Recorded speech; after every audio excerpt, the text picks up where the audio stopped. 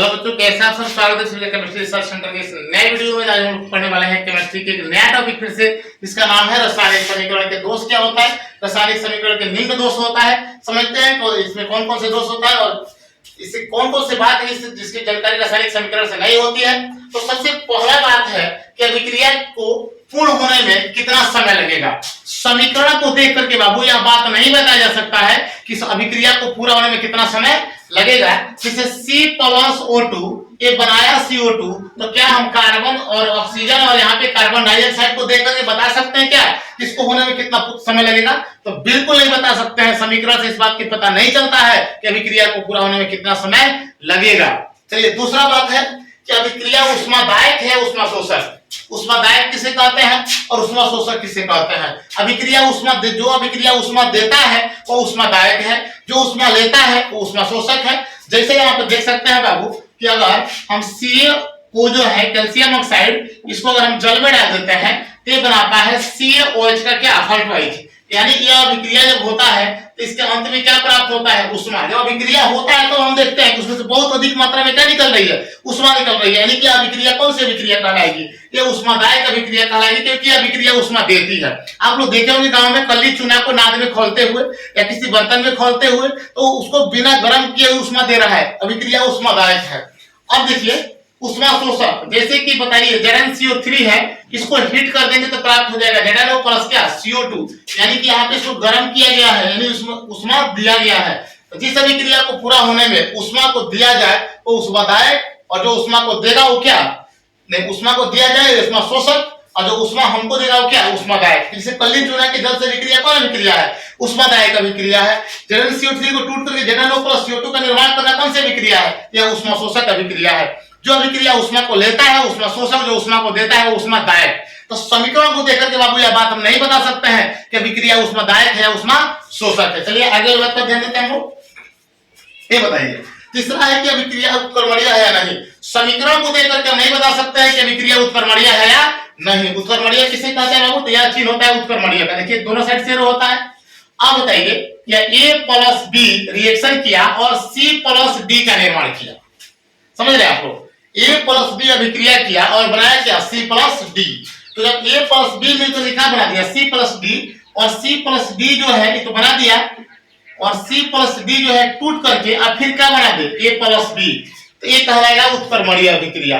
यानी अभिकारक अभिक्रिया करके उत्पाद का निर्माण करे और उत्पाद फिर टूट करके पुनः अभिकारक का निर्माण करे, तो इस प्रकार की अभिक्रिया को उत्क्रमणीय अभिक्रिया के नाम से जाना जाता है। तो समीकरण को देखकर तो हम नहीं बता सकते हैं कि अभिक्रिया उत्क्रमणीय है कि नहीं है। उसको कराएंगे, अभिकारक को उत्पाद बनाएंगे, फिर उत्पाद को तोड़ेंगे, फिर अभिकारक बनाएंगे, तब पता चलेगा कि अभिक्रिया उत्क्रमणीय है या नहीं है। अब देखिए यहाँ पे चौथा रिएक्शन क्या कहता है। चौथा बात यहाँ पे कहता है कि अभिकारक तथा उत्पाद के भौतिक अवस्थाओं का ज्ञान नहीं होता है।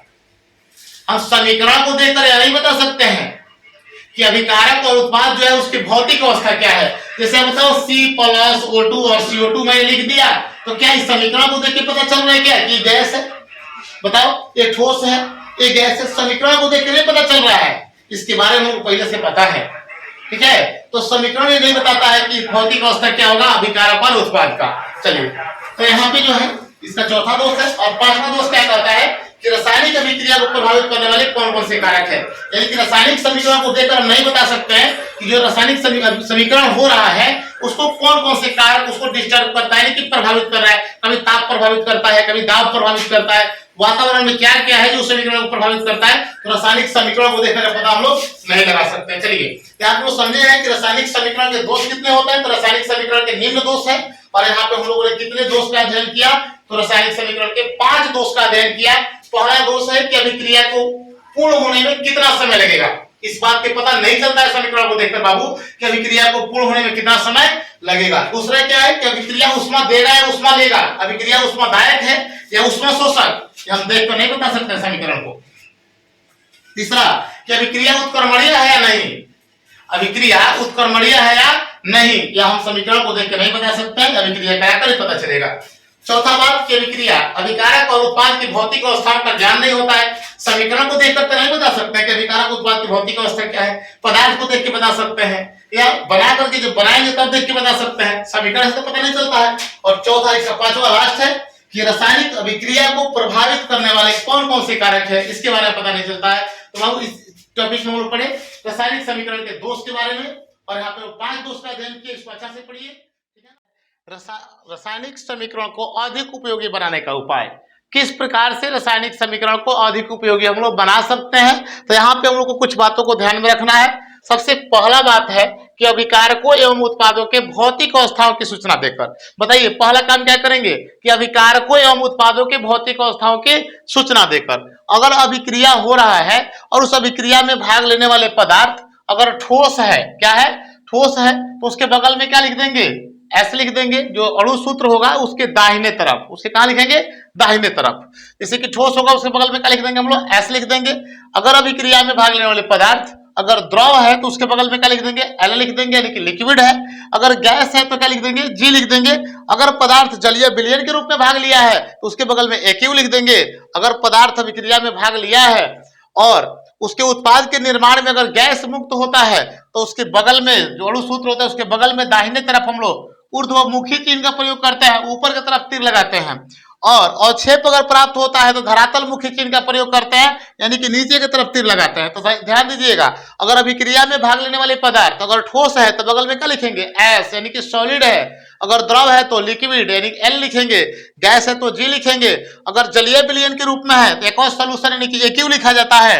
अगर अभिक्रिया हो रहा है और उत्पाद के निर्माण में यदि गैस मुक्त होता है तो ऊर्ध्वमुखी चिन्ह का प्रयोग करेंगे। अगर अवक्षेप प्राप्त होता है तो धरातल मुखी चिन्ह का प्रयोग करेंगे।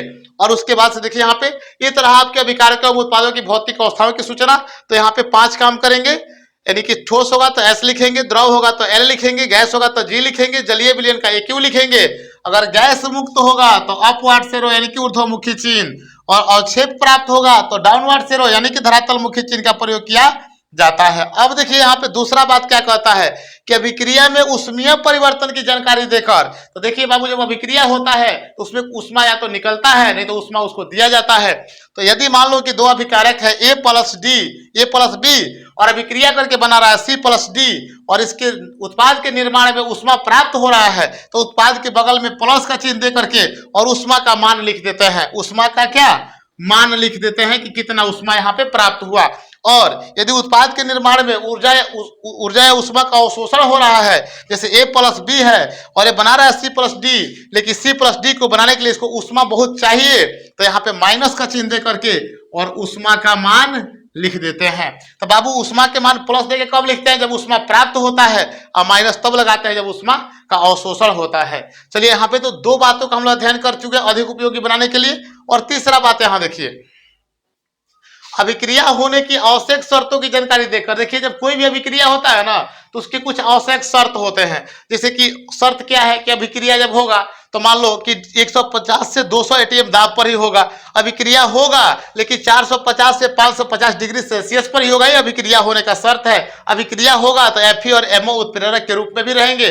तो कुछ अभिक्रिया का होने का शर्त भी होता है। तो अभिक्रिया होने की आवश्यक शर्त जैसे ताप हो गया, दाब हो गया, उत्प्रेरक हो गया, तो इसको कहाँ लिखते हैं, ताप, दाब, उत्प्रेरक को तीर चिन्ह के ऊपर या नीचे लिख दिया जाता है। तो ये 3 काम करके हम लोग रासायनिक समीकरण को अधिक उपयोगी बना सकते हैं। पहले तो अभिकारक और उत्पाद की भौतिक अवस्थाओं की सूचना देकर, दूसरा की अभिक्रिया के ऊष्मीय परिवर्तन की जानकारी देकर, और तीसरा की अभिक्रिया होने की आवश्यक शर्तों की जानकारी देकर, यह 3 काम करके हम लोग रासायनिक समीकरण को उपयोगी बना सकते हैं। जैसे मैंने एक समीकरण यहाँ पे लिख रहा हूं, जैसे यहाँ पे देखिए कि कैल्शियम ऑक्साइड है, इसकी अभिक्रिया अगर जल से कराते हैं तो ये प्राप्त होता है CaOH का हल्टवाइज, अब प्लस प्राप्त होता है क्या, ऊष्मा।